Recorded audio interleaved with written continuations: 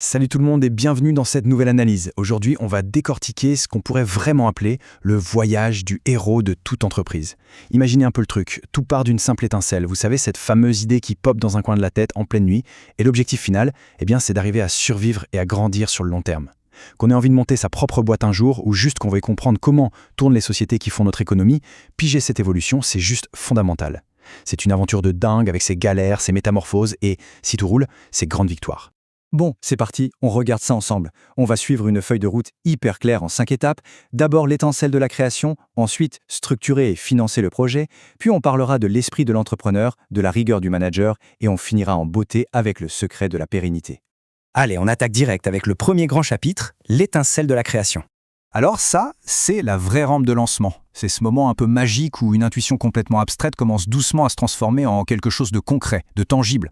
Mais attention, pour que cette idée devienne réalité, il faut absolument la confronter au terrain. Donc étape 1, on trouve et on creuse l'idée.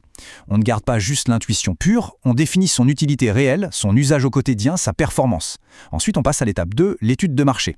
C'est vraiment là que le rêve se cogne à la réalité. Qui va vraiment acheter ça? Quels sont leurs vrais besoins? Et surtout, qui sont les concurrents déjà sur le coup?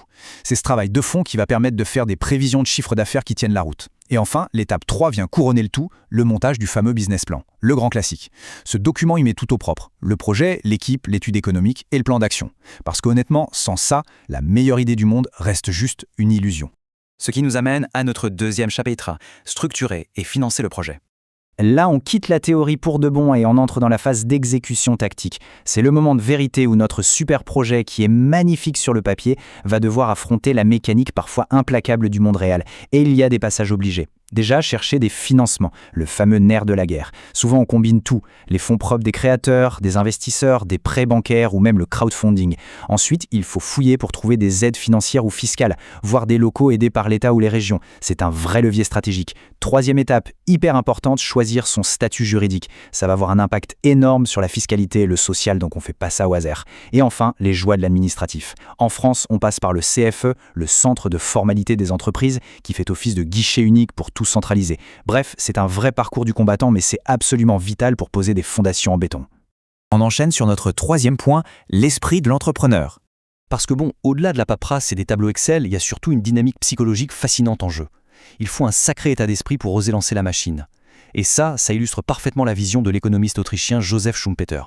Ce qui est super intéressant, c'est que pour lui, un entrepreneur n'est pas juste un bon gestionnaire de dossier, pas du tout. C'est un perturbateur né, un visionnaire absolu. C'est quelqu'un qui a ce truc en plus, cette intuition hors norme, et qui est poussé par le besoin profond de créer, d'innover et de bousculer un peu l'ordre établi pour choper des opportunités que personne d'autre ne voit encore. C'est exactement cette prise de risque assumée qui permet de bâtir quelque chose de grand à partir de rien. Mais attendez une seconde. Les rubans sont coupés, les statuts sont signés, le lancement est un succès. Super. Une question redoutable s'impose alors naturellement. Comment l'entreprise survit-elle vraiment au quotidien, une fois la fête terminée? Parce que l'euphorie grisante des débuts, cette adrénaline de la création, ça finit toujours par s'estomper face aux réalités froides du marché. Et c'est précisément là que le vrai marathon commence. Nous voilà donc à la quatrième partie, la rigueur du manager. En fait, pour survivre aux aléas et continuer à se développer, l'entreprise va devoir muter. Le feu de l'entrepreneur, l'instinct pur des débuts, ça doit faire un peu de place à une méthode de travail beaucoup plus stricte. Et c'est là qu'intervient le manager. Son rôle, il est ultra ancré, très pragmatique. Si l'entrepreneur regarde l'horizon pour inventer demain, le manager, lui, a les yeux rivés sur le tableau de bord pour que le moteur tourne aujourd'hui. Sa mission première? L'optimisation continue. Il doit fixer des objectifs mesurables, définir exactement les moyens pour y arriver et surtout animer et diriger les équipes. Et la boucle se termine toujours par un contrôle rigoureux. Est-ce que les résultats sur le terrain correspondent vraiment aux objectifs initiaux? C'est une vraie mécanique de précision, sans laquelle la meilleure des innovations finit par s'effondrer sur elle-même. Ce qui nous propulse vers notre cinquième et dernière étape, le secret de la pérennité. Et voilà, c'est ici que tous les morceaux du puzzle s'assemblent. Le point crucial, c'est de bien comprendre que la croissance de la boîte va obliger notre visionnaire du départ à intégrer, de gré ou de force, cette fameuse rigueur managériale. Et c'est un vrai face-à-face. On compare deux psychologies totalement opposées. D'un côté, on a la démarche entrepreneuriale, le domaine du chaos créatif, de l'intuition et de la prise de risque. Et de l'autre, la démarche managériale, le royaume de la méthode, de la gestion millimétrée, de la stratégie et du contrôle. À première vue, on se dit « Waouh, impossible que ça matche ! Comment l'âme d'un créateur pourrait-elle cohabiter avec les process ultra rigides d'un gestionnaire ?» Eh bien la réalité, le véritable secret d'une entreprise qui traverse les décennies, il est là. C'est l'absolue complémentarité de ces deux forces. En fait, la pérennité ne se trouve pas dans l'un ou l'autre modèle, mais dans leur synergie totale. Une organisation performante, c'est une boîte qui innove sans cesse pour bluffer la concurrence, mais qui le fait en gérant ses ressources de la façon la plus optimale possible pour générer du profit. Parce que soyons clairs, sans rentabilité, l'innovation s'arrête, et sans innovation, la rentabilité s'érode inévitablement avec le temps.